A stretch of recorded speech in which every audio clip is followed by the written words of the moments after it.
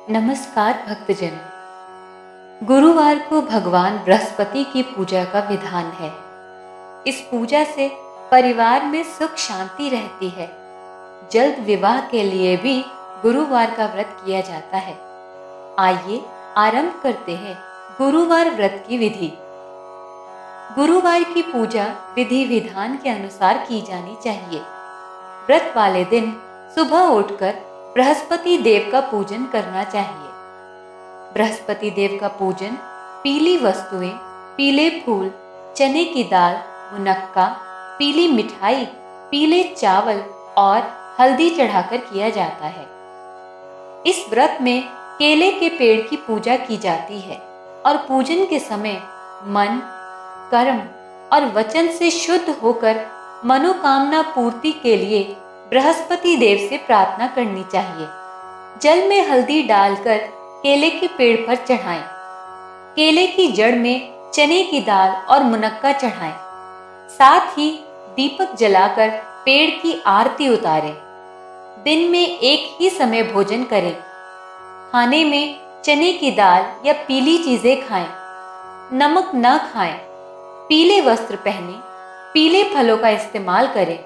पूजन के बाद भगवान बृहस्पति की कथा सुननी चाहिए। तो श्रोताओ, आइए आरंभ करते हैं गुरुवार व्रत की कथा। प्राचीन काल की बात है। किसी राज्य में एक बड़ा प्रतापी और दानी राजा राज करता था। वह प्रत्येक गुरुवार को व्रत रखता, भूखे और गरीबों को दान देकर पुण्य प्राप्त करता था। परंतु यह बात उसकी रानी को अच्छी नहीं लगती थी। वह ना तो व्रत करती और ना ही किसी को एक भी पैसा दान में देती थी और राजा को भी ऐसा करने से मना करती थी। एक समय की बात है। राजा शिकार खेलने के लिए वन चला गया। घर पर रानी और दासी थी। उसी समय गुरु बृहस्पति देव साधु का रूप धारण कर राजा के दरवाजे पर भिक्षा मांगने आए। साधु ने जब रानी से भिक्षा मांगी तो वह कहने लगी, हे साधु महाराज, मैं इस दान और पुण्य से तंग आ गई हूं। आप कोई ऐसा उपाय बताएं जिससे कि ये सारा धन नष्ट हो जाए और मैं आराम से रह सकूं। बृहस्पति देव ने कहा, हे देवी, तुम बड़ी विचित्र हो। संतान और धन से कोई दुखी होता है? अगर अधिक धन है तो इसे शुभ कार्यों में लगाओ। कुंवारी कन्याओं का विवाह कराओ। विद्यालय और बाग बगीचे का निर्माण कराओ, जिससे तुम्हारे तीनों लोग सुधर जाएंगे। परंतु साधु की इन बातों से रानी को खुशी नहीं हुई। उसने कहा, मुझे ऐसे धन की आवश्यकता नहीं है जिसे मैं दान दूं और जिसे संभालने से मेरा सारा समय नष्ट हो जाए। तब साधु ने कहा, यदि तुम्हारी ऐसी ही इच्छा है तो जैसा मैं तुम्हें बताता हूं तुम वैसा ही करना। गुरुवार के दिन तुम घर को गोबर से लीपना। अपने केशों में पीली मिट्टी लगाना। केशों को धोते समय स्नान करना। राजा से हजामत बनाने को कहना। भोजन में मांस मदिरा खाना। कपड़ा धोबी के यहाँ धुलने डालना। इस प्रकार 7 बृहस्पतिवार करने से तुम्हारा समस्त धन नष्ट हो जाएगा। इतना कहकर साधु रूपी बृहस्पति देव अंतर ध्यान हो गए।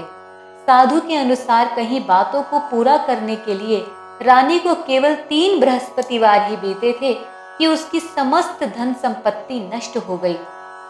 भोजन के लिए राजा का परिवार तरसने लगा। तब एक दिन राजा ने रानी से बोला, हे रानी, तुम यहीं रहो। मैं दूसरे देश को जाता हूँ, क्योंकि यहाँ भी सभी लोग मुझे जानते हैं। इसलिए मैं कोई छोटा कार्य नहीं कर सकता। ऐसा कहकर राजा परदेश चला गया। वह वहां जंगल से लकड़ी काट कर लाता और शहर में बेचता। इस तरह वे अपना जीवन व्यतीत करने लगे। इधर राजा के परदेश जाते ही रानी और दासी दुखी रहने लगे। एक बार जब रानी और दासी को 7 दिन तक बिना भोजन के रहना पड़ा तो रानी ने अपनी दासी से कहा, हे दासी, पास ही के नगर में मेरी बहन रहती है, वह बड़ी धनवान है, तू उसके पास जा और कुछ ले आ, ताकि थोड़ी गुजर बसर हो जाए। इतना कहकर दासी को उसकी बहन के पास भेज दिया। दासी रानी की बहन के पास गई। उस दिन गुरुवार था और रानी की बहन उस समय बृहस्पतिवार व्रत की कथा सुन रही थी। दासी ने रानी की बहन को अपनी रानी का संदेश दिया, लेकिन रानी की बड़ी बहन ने कोई उत्तर नहीं दिया। जब दासी को रानी की बहन से कोई उत्तर नहीं मिला तो वह बहुत दुखी हो गई और उसे क्रोध भी आया।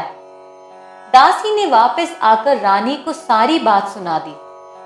सुनकर रानी ने अपने भाग्य को कोसा।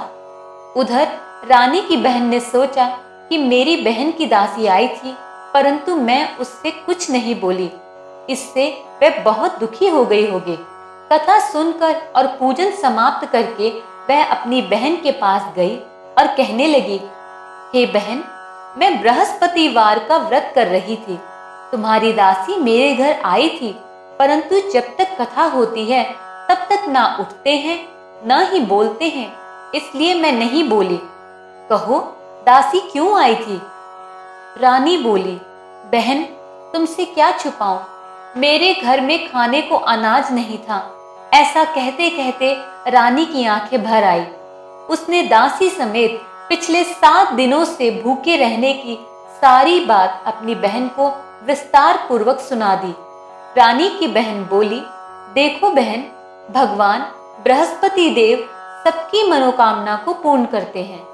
देखो, शायद तुम्हारे घर में अनाज रखा हो। पहले तो रानी को विश्वास नहीं हुआ, पर बहन के आग्रह करने पर उसने अपनी दासी को अंदर भेजा तो उसे सचमुच अनाज से भरा एक घड़ा मिल गया। यह देखकर दासी को बहुत हैरानी हुई। दासी रानी से कहने लगी, हे रानी, जब हमको भोजन नहीं मिलता तो हम व्रत ही तो करते हैं, इसलिए क्यों ना इनसे व्रत और कथा की विधि पूछ ली जाए ताकि हम भी व्रत कर सके। तब रानी ने अपनी बहन से बृहस्पतिवार व्रत के बारे में पूछा। उसकी बहन ने बताया, बृहस्पतिवार के व्रत में चने की दाल और मुनक्का से विष्णु भगवान का केले की जड़ में पूजन करें तथा दीपक जलाएं।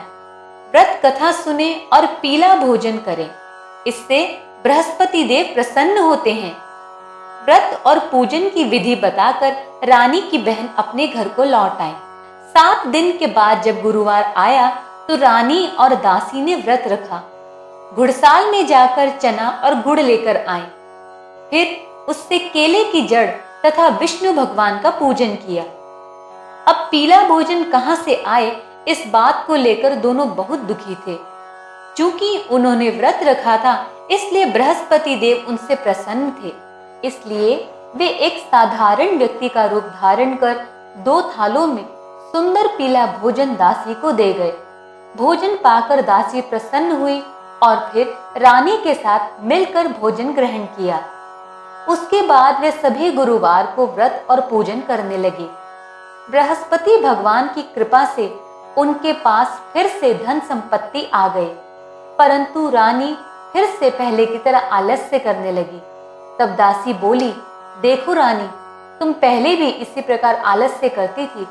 तुम्हें धन रखने में कष्ट होता था, इस कारण सभी धन नष्ट हो गया और अब भगवान बृहस्पति की कृपा से धन मिला है तो तुम्हें फिर से आलस्य होता है। रानी को समझाते हुए दासी कहती है कि बड़ी मुसीबतों के बाद हमने ये धन पाया है, इसलिए हमें दान पुण्य करना चाहिए, भूखे मनुष्यों को भोजन कराना चाहिए और धन को शुभ कार्यों में खर्च करना चाहिए, जिससे तुम्हारे कुल का यश बढ़ेगा, स्वर्ग की प्राप्ति होगी और पितृ प्रसन्न होंगे। दासी की बात मानकर रानी अपना धन शुभ कार्यों में खर्च करने लगी, जिससे पूरे नगर में उसका यश फैलने लगा। बृहस्पतिवार व्रत कथा करने के बाद श्रद्धा से आरती की जानी चाहिए। इसके बाद प्रसाद बांटकर उसे ग्रहण करना चाहिए।